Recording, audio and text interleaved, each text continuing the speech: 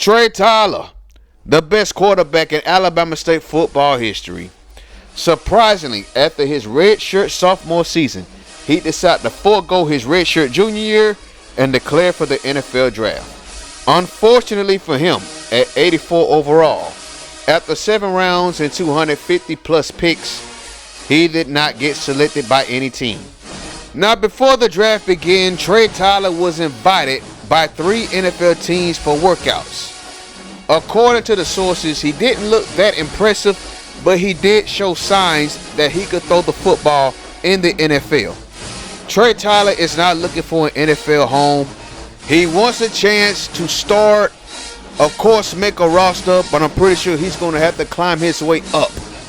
During this time in real life, the NFL was full of young talent at the quarterback spot. So Trey Tyler's NFL journey begins starting up there, upstate New York in Buffalo.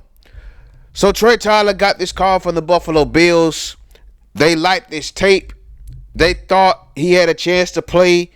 They thought he would get a chance to get drafted. The Buffalo Bills called them up. So he decided, yeah, let's go up there and make our presence known and show these NFL scouts what I can do. So here he is, Trey Tyler's in the Buffalo Bills uniform. There he is right there doing the drills. Look at that. Roscoe Parrish from the Miami Hurricanes. I haven't heard that name in a minute. This pass right here, though. Look at that right there. Finally, look at that. Drop passes. Drop passes. That's what he had to deal with throughout his entire career as a starter at Alabama State. Drop passes after drop passes. So there he goes again, pulling it out. There goes Lee Evans, the former Wisconsin Badger. Now remember what the NFL scout said. He said that his strengths were pinpoint accuracy, which is valid. High football IQ, that's valid. And then of course, pocket presence awareness. But at the same time, they said he doesn't have mobile presence. And then he takes too many sacks, which is accurate, right? He's not fast. He's a pure pocket passer.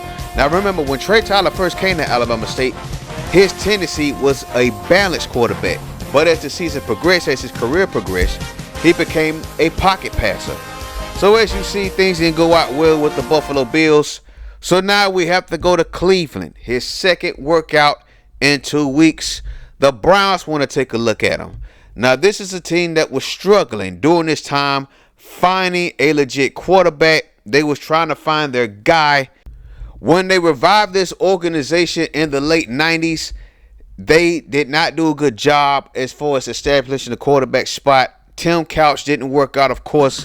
So here goes Trey Tyler. Look at Joe Vicious, the former Penn State Nittany Lion. I ain't heard that name in a long time. Remember, he won a Super Bowl with the Buccaneers. Saw that play. He didn't get a foot down and bounce right there. So this time Trey Tyler's going deep. He's looking for a receiver. That pass was batted away.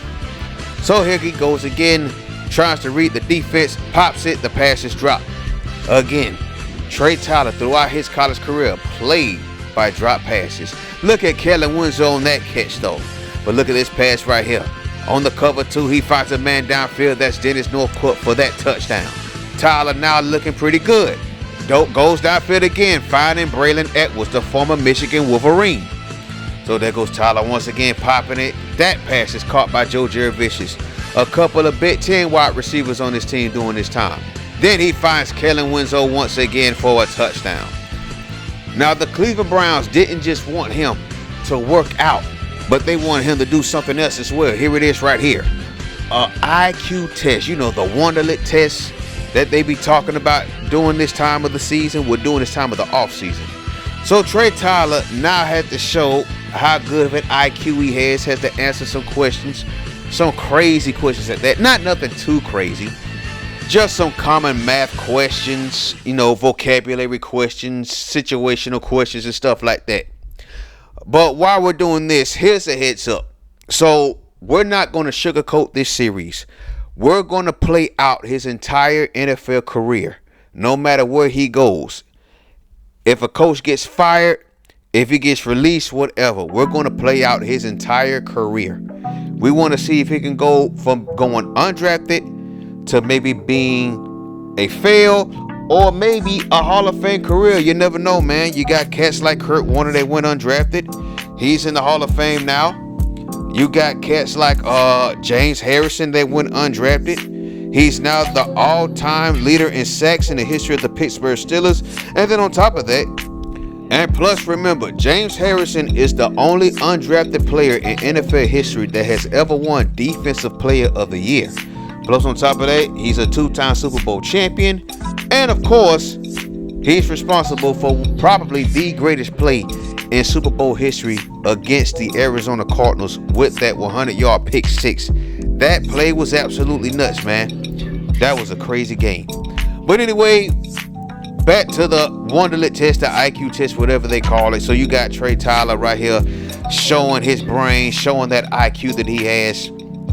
He wants to go to an NFL team where he can compete for a starting job. Now, as I said earlier, there was a lot of young talent coming into the league during this time, whether they was rookies or 2-year vets. But we're going to talk about that on the next video. So as the test almost comes to an end, Trey Tyler gets an 80% and he has a very high IQ. So that scores some points with some NFL scouts. I know he looked good in Cleveland, but he has one more team that he has to work out for. Not far from his hometown, just 2 hours from Ocoee. Comes to Tampa Bay Buccaneers. We're here at Raymond James Stadium. We're here at $1. Trey Tyler's going to put on that Buccaneer uniform, and he's going to show the scouts what he can do.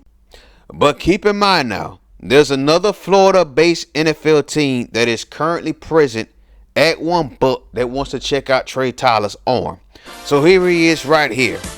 Now remember during this time, Josh Freeman, remember him, the quarterback out of Kansas State that NFL scouts fell in love with because he had a strong arm and that he was 6'6", but he really didn't pan out. Well, Trey Tyler may be back. It could potentially back him up. Oh, he could go somewhere else. So he is right here going deep. Look at Anthony Beck wide open, making that catch. And now we're inside the 10-yard line. So here he is at the 5, popping it. There goes Ike Hilliard, touchdown Tampa Bay. So we back at the 50-yard line. Trey Tyler popping it to the left side. Look at that catch by Mike Clayton, the former LSU Tiger Alpha Phi Alpha member. There he goes, popping it again. That pass should have been intercepted. That was scary. So Trey Tyler this time at the safety split, the open the middle of the field. He finds Ike Hilliard once again. This is probably his best one so far. Look at this pass though to the left, finding Mike Clayton once again for another touchdown. So Trey Tyler impresses in Tampa Bay, but they decide to go in another direction. They decide to stick with their first round pick in Josh Freeman. So now the Jacksonville Jaguars are calling. Remember when I told you there was another team checking him out at $1? Well, this was that team. And what a fit it will be being a Jacksonville Jaguar. Remember during this time, Chad Henne was the starting quarterback. And then, what was it? I think last draft before this one, I believe they drafted Blaine Gabbert. And now they give Trey Tyler a call. Trey Tyler accepts their offer. And now he's a Jacksonville Jaguar. So here it is, the setup. We're going to go as an undrafted quarterback. We're going to make the road a little bit harder for us. But, hey, that's what we got to do, considering he did not get drafted in Madden 2006. So remember, when Trey Tyler left Alabama State, his tendency was pocket passer. He went from balanced to pocket passer. His accuracy was actually better than his throw power in NCAA 06. But in this case, we're going to show you this later. So we're just going to show you the setup. We're going to make sure we get the helmet right, the face mask right. We got to get the number right, 19. We got to find them Alabama State Hornets. Wait for it. Wait for it. Wait for it. Dang, that's taking a long time. But anyway, so Trey Tyler goes from an HBCU legend to undrafted in the NFL. Now he has to prove himself once again. But Trey Tyler has been down this road before. What is taking me so long to find Alabama State? Oh, there it is right there.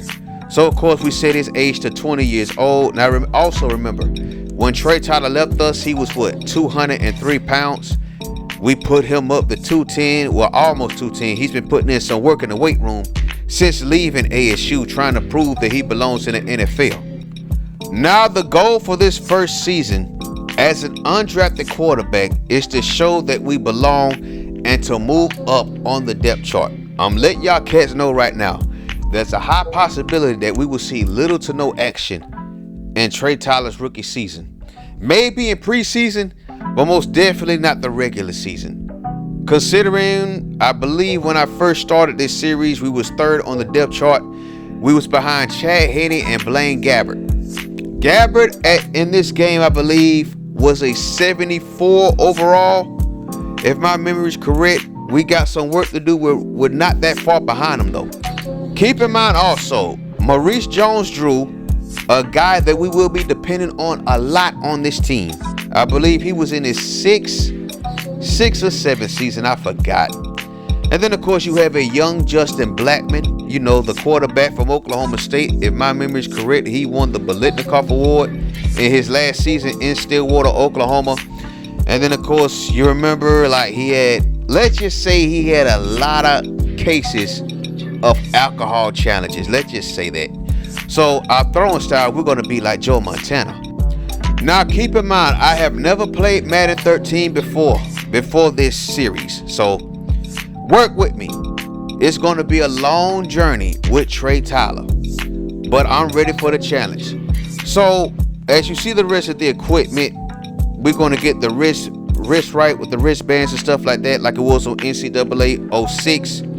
But I want you to look at these ratings, man. So we're going to start off with 93 throw power, but I forgot it's broken down as far as accuracy in 3 categories. So of course you got deep ball, medium ball, and short ball.